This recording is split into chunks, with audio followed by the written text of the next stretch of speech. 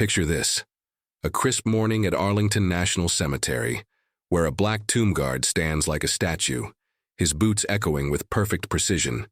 Then, out of nowhere, a SWAT team rolls up, brash and loud, and their leader fires a taser into the guard's leg. The crowd gasps, but the guard doesn't flinch, doesn't fall, just keeps marching for the unknowns. Tourists are stunned. Whispers ripple through the air. What kind of man takes a hit like that and doesn't break? What they don't know is that a 4-star general, watching from the shadows, is already on his way to the plaza, ready to remind everyone what this place, and this guard, stands for. Before we dive into this story, where are you watching from? Let us know in the comments. And if you believe values like honor, courage, and sacrifice still matter, join us in keeping their legacy alive. It's a crisp fall morning in 2025, just past dawn, at Arlington National Cemetery, Virginia.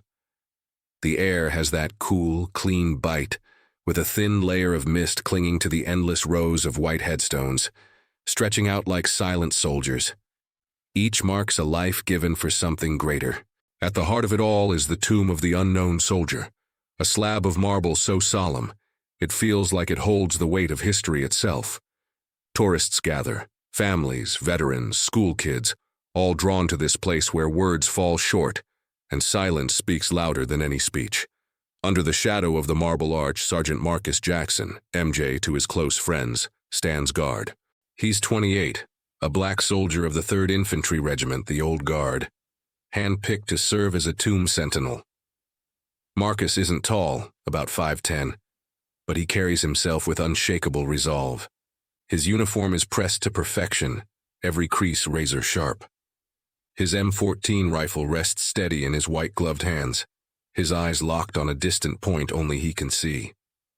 Each step he takes is part of the ritual. 21 steps, pause, turn, 21 steps back. It is not just a march, it is a vow to honor the unknown soldiers who never made it home. Marcus knows sacrifice. He served 2 tours in the Middle East, saw things most couldn't fathom. A scar runs along his left forearm from a roadside bomb that claimed half his squad. He doesn't talk about it, doesn't share it online. To him, the real heroes lie beneath that marble, the ones who never got to tell their stories.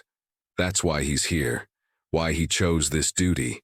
It's not about glory, it's about giving voice to the voiceless. The crowd is quiet today, respectful. A father holds his son's hand, pointing at Marcus and whispering about duty. An older veteran in a faded Navy cap watches with glistening eyes, remembering lost comrades. A group of high schoolers, usually rowdy, stand hushed, phones down, sensing they're part of something bigger. The rhythm of Marcus's boots echoes through the plaza. Click, click, click. 21 steps, pause, turn. It's hypnotic, like the heartbeat of the nation. But that rhythm's about to be disrupted. Across the plaza, 3 black SUVs roll up, tires crunching on gravel. They're not supposed to be here. Arlington has strict rules, and random vehicles don't just pull up to the tomb. The lead SUV's door swings open, and out steps Lieutenant Derek Lawson, 38, a SWAT team leader from a local police department. He's broad-shouldered, decked in tactical gear with a swagger that screams he's used to owning the room. Behind him, 4 other SWAT officers climb out, kitted up with vests, holsters, and tasers. They're here for a joint training exercise, supposedly cleared by higher-ups, but their movements suggest they care little for this place's sanctity. Lawson scans the plaza, his mirrored sunglasses catching the morning light. He spots Marcus mid-march and smirks. "Look at this guy," he mutters, loud enough for tourists to hear. "What's he supposed to be, a robot?" His team chuckles, except for one officer, Amara Chen, a younger member who shifts uncomfortably, glancing at the crowd but staying silent. The tourists stir, uneasy. A park ranger near the rope barrier steps forward, voice polite but firm. "Sir, this is a restricted area. No unauthorized personnel beyond this point." Lawson flashes a badge without slowing. "Lieutenant Derek Lawson, Tactical Response Unit. Official business. Joint ops training. Cleared from the top." The ranger hesitates, checking his tablet. "Sir, I don't have any record." Lawson cuts him off. "Relax, buddy. We're just observing. No harm, no foul. He steps past the barrier, his team trailing. The crowd parts like water around a predator. Lawson stops a few feet from Marcus, who's paused at the end of his march, rifle at his shoulder, eyes fixed ahead. Lawson tilts his head, sizing him up.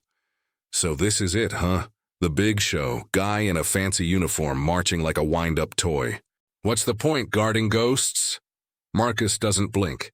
His face is stone, his body rigid.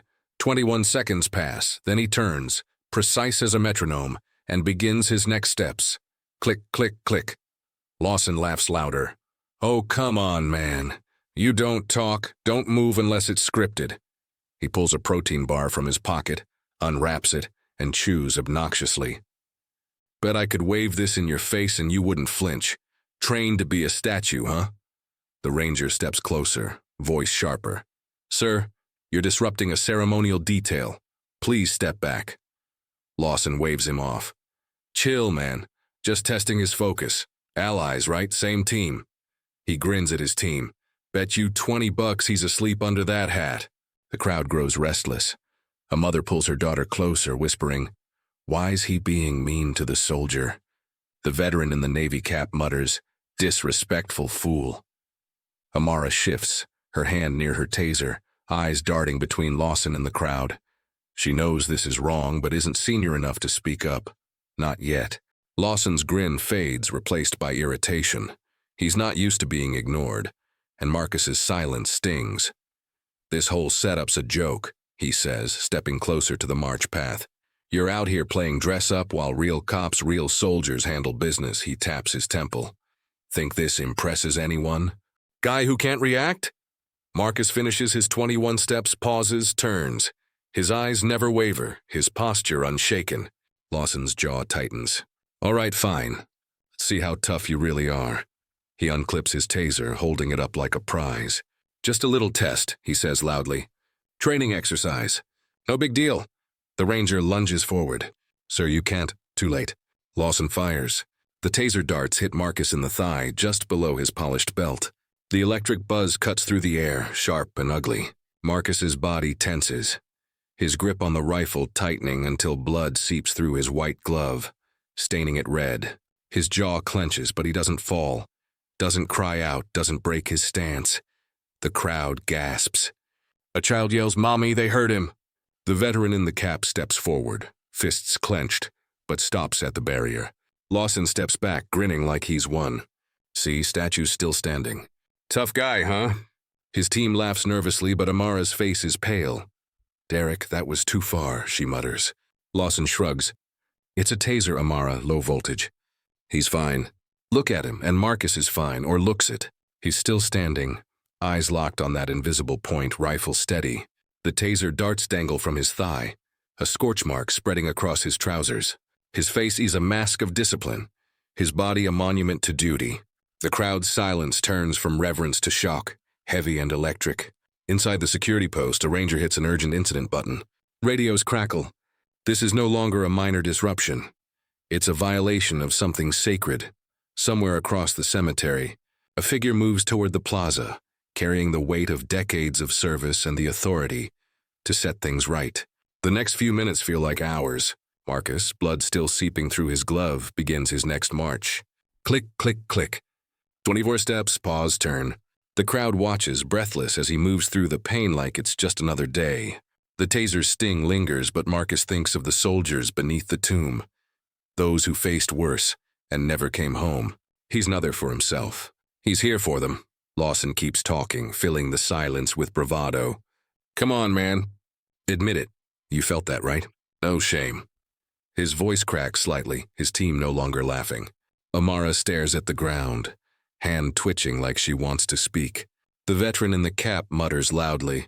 That boy's got more courage than all of them combined. Then, from the memorial amphitheater, a new figure emerges. General Raymond Carter, 4-star General, United States Army 62, steps into the plaza. He's tall, silver-haired, his uniform crisp, his eyes sharp enough to cut steel. He moves with quiet purpose, making everyone stop and notice. 2 military police officers flank him, a young aide trailing with a radio. The crowd parts as General Carter approaches. Lawson sees him and his smirk falters. Hess straightens, attempting authority. "General, sir," he says, offering a half-hearted salute. "Lieutenant Derek Lawson, Tactical Response Unit. Just a training exercise, sir. No harm intended." General Carter doesn't return the salute. Hess stops, gazing through Lawson. "Explain," he says, his voice low but heavy with command. Lawson stammers. "Well, sir, joint ops drill." Testing the guard's response. "Standard procedure. Checking situational awareness." Carter doesn't blink. "You fired a taser at a sentinel of the tomb of the unknown soldier. You call that standard procedure?" His words hit like a sledgehammer. The crowd is silent, every eye on the general. Lawson's face reddens. "Sir, it was low voltage, non-lethal." "He's fine. Look at him." Carter turns not to Marcus, but to the tomb. He pauses, paying silent respect, then faces Lawson. "That man guards the memory of soldiers who gave everything for this country. Men and women who died without names. So people like you could stand here and call yourself free. And you thought it appropriate to assault him, to make a spectacle of this place." Lawson opens his mouth, then closes it. Amara steps forward, voice shaky but clear. "Sir, I'm Officer Amara Chen. I didn't know he was going to do that." "I'm sorry." Carter glances at her, his expression softening slightly. "Your apology is noted, officer, but this isn't about you." He turns to Lawson. "Lieutenant, place your weapons on the ground. Now." Lawson hesitates, then unclips his taser and pistol, setting them on the pavement. The MPs collect them efficiently. Carter continues, "You and your team will be escorted off these grounds. Your training privileges are suspended pending a full review by your chain of command." Lawson's jaw drops. "Sir, you can't, I'm authorized." Carter cuts him off. "You are authorized to observe, not interfere. You crossed a line, Lieutenant. In front of people who come to honor our fallen. In front of children." He gestures toward the crowd, where a young boy clutches his father's hand, eyes wide. "You did it in front of that sentinel, who's still doing his duty despite your actions." Marcus, meanwhile, completes another march. Click, click, click. He pauses, turns, stands at attention. The taser darts still dangle. Blood stains his glove, but his face is unreadable.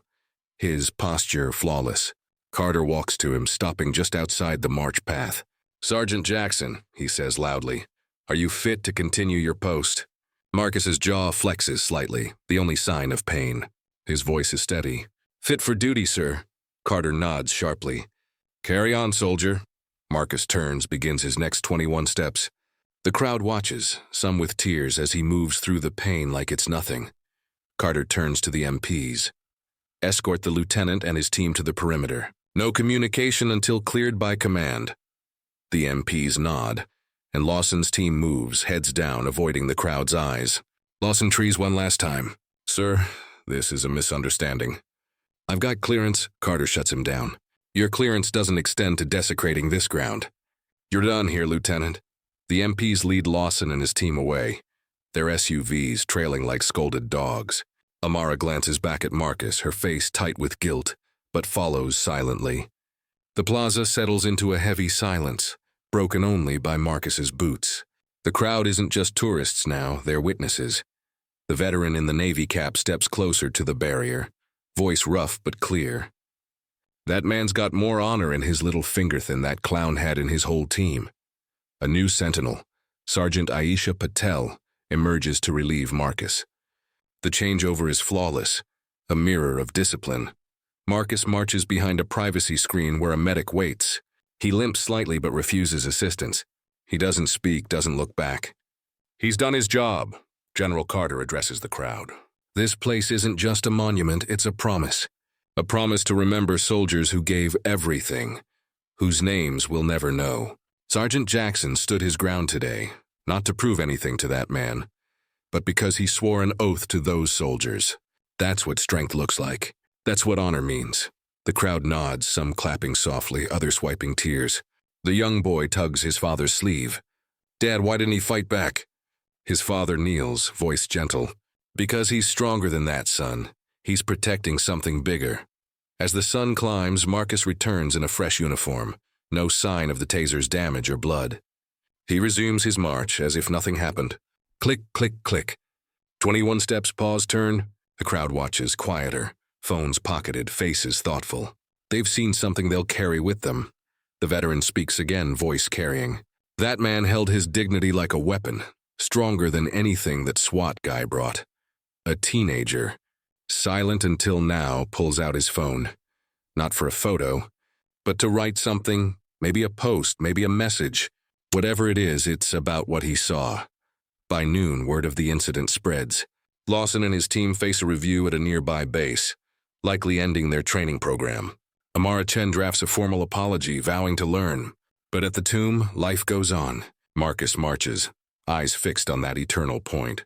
He doesn't know the crowd's talking about him. Doesn't know his story is spreading beyond Arlington. He doesn't need to. He's not here for applause. So here's the question, listeners. When someone tries to tear you down, what's the stronger move?